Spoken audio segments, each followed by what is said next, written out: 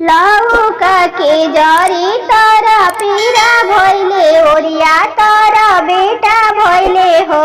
लालना छोट किना नदिया मेहना मारेले चोरिनिया भाभी के बेटा भइले चोरिनिया भाभी के मचिया बैठल तू सासु सर बेगुन में आगर सर बेगुन में आगर हो। ये सासु कवन गुनवा हम कैनी हो। चोरिनिया नैया परेला चोरिनिया नैया कुटिला के अनवा तू काटेलू रसोईया घरवा चाट अइलू हो।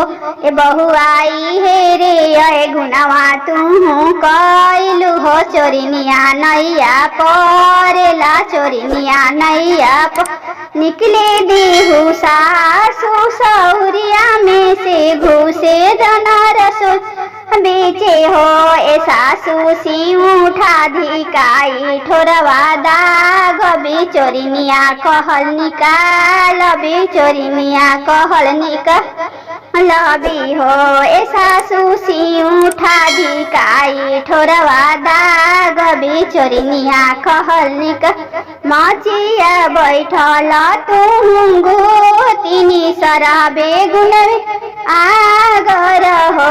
एगो तीन कवन गुनवा हम कैनी चोरिनिया नैया परेला चोरिनिया नै बाकसा के तलवा तू खोलेलू रसोईया घरवा चाट अइलू हो।